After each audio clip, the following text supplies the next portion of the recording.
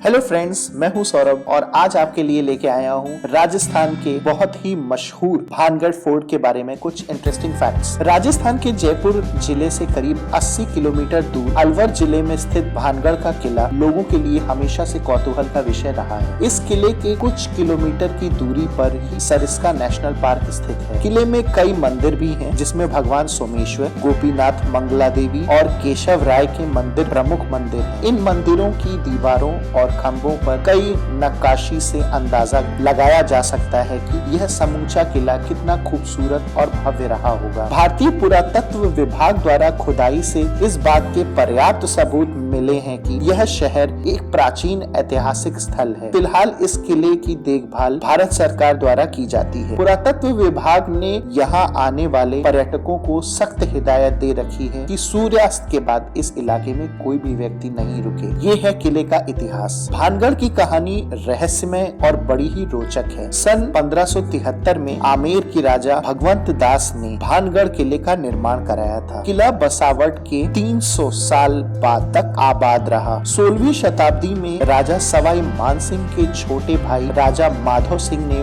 भानगढ़ किले को अपना निवास बना लिया। एक श्राप के कारण बना भूतों का भानगढ़। कहते हैं कि भानगढ़ की राजकुमारी रत्नावती बहुत ही खूबसूरत थी। उस समय राजकुमारी खूबसूरत की चर्चा पूरे राज्य में थी। कई राज्यों से रत्नावती के लिए विवाह के प्रस्ताव आ रहे थे। उसी दौरान वो एक बार किले से अपनी सखियों के साथ बाजार निकली। बाजार में वह एक इत्र की दुकान पर पहुंची और इत्र को हाथ में लेकर उसकी खुशबू सूंघ रही थी। उसी समय उस दुकान से कुछ दूरी सिंधु सेवड़ा नाम का व्यक्ति खड़ा होकर राजकुमारी को निहार रहा था। सिंघिया उसी राज्य का रहने वाला था और वह काले जादू में का महारथी था। कथित रूप से राजकुमारी के रूप को देख तांत्रिक मोहित हो गया और राजकुमारी से प्रेम करने लगा। राजकुमारी को हासिल करने के बारे में सोचने लगा, लेकिन रत्नावती ने कभी उसे पलटकर नहीं देखा। जिस दुकान से राजकुमारी के लिए इत्र जाता था, उसने उस दुकान में जाकर रत्नावती को भेजे जाने वाले इत्र की बोतल पर काला जादू कर उस पर वशीकरण मंत्र का प्रयोग किया। जब राजकुमारी को सच्चाई पता चली तो